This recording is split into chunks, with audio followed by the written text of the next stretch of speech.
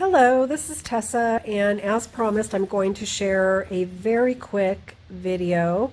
This is a very condensed video. Heather Bennett does a very extensive video showing all of the sewing doing this top zipper hack, but for my small group, they already know how to construct these bags and they know the technique, so I'm just basically explaining to them how I construct that top zipper. And I'm also showing them, back in March when I first started sewing these packs, I made a top zip hack using the Butler method.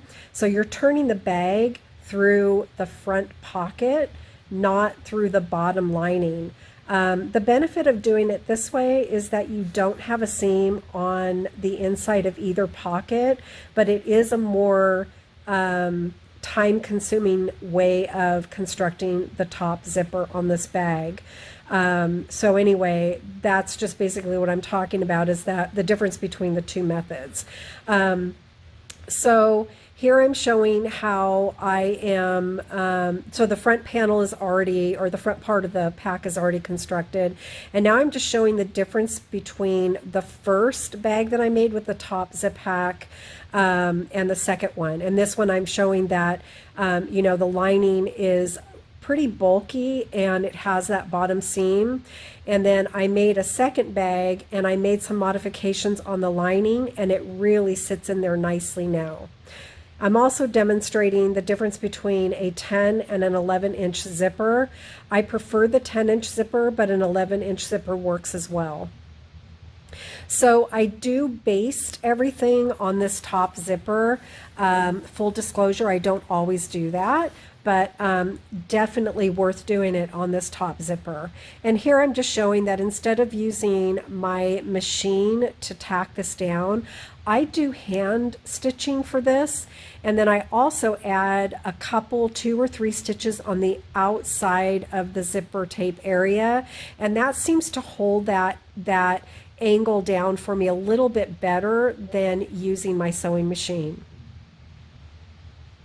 Now I'm demonstrating what I did to make my zipper tab. I make the zipper 3 inches in length, fold it over to the center, and then fold it over again on my zipper tape.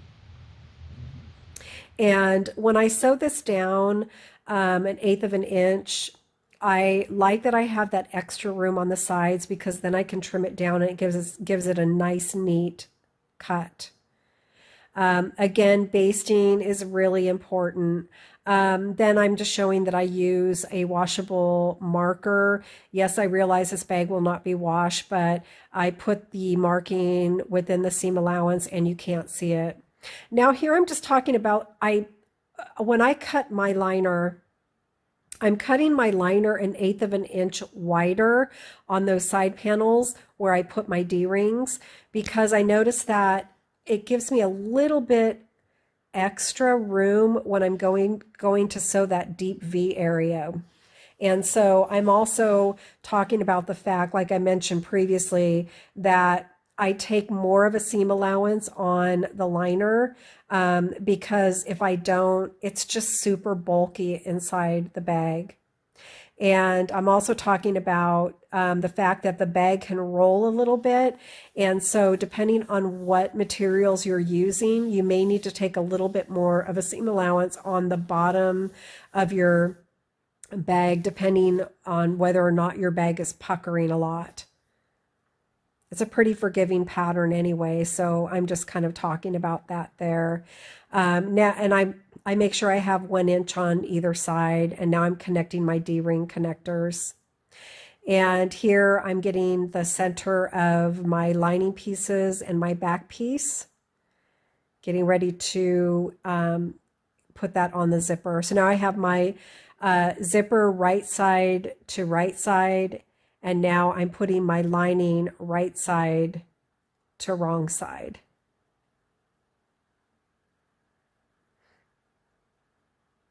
So I already had my zipper basted on, and like I said, I'm assuming people that are watching this quick video have already done these techniques. So now I have top stitched and I'm getting ready to put my back piece on.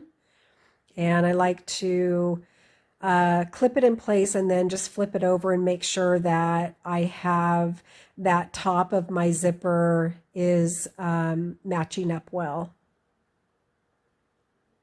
And I'm going to put my liner on. Now I'm putting the right side to the wrong side of the zipper. You're just basically doing the same thing you did on the other side. And then I'm going to stitch it, and then I'm going to top stitch it.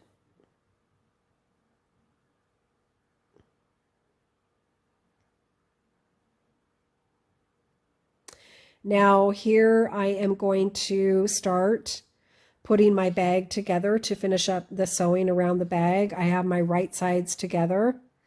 And here I'm doing something a little bit different. And when I made the first bag, I literally had to turn my bag wrong side out 3 times because you're sewing in the blind here. And at least for me, I was a little bit nervous the first time I did this because I was afraid that I was going to hit something. And so I wasn't going down far enough into that deep V area.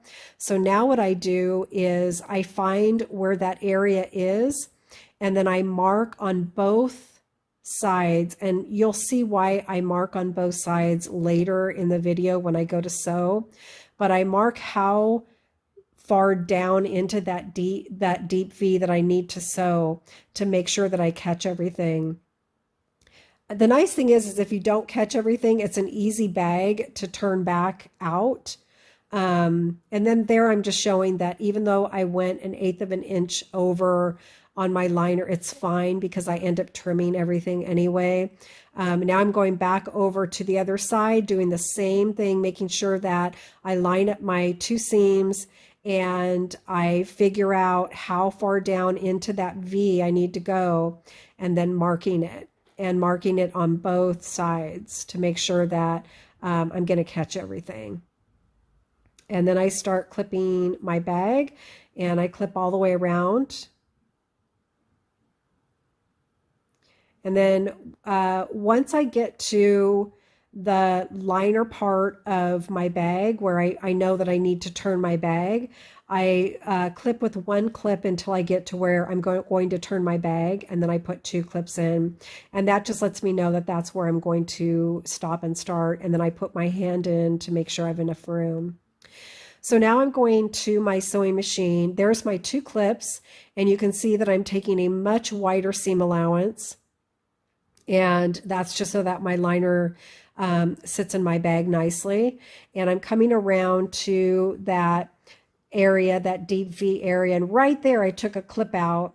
You can't see because my hand's in the way. I took a clip out way too early. I could feel it slipping a tiny bit. I'm using a domestic machine. I'm sure if I had an industrial, it wouldn't be as difficult.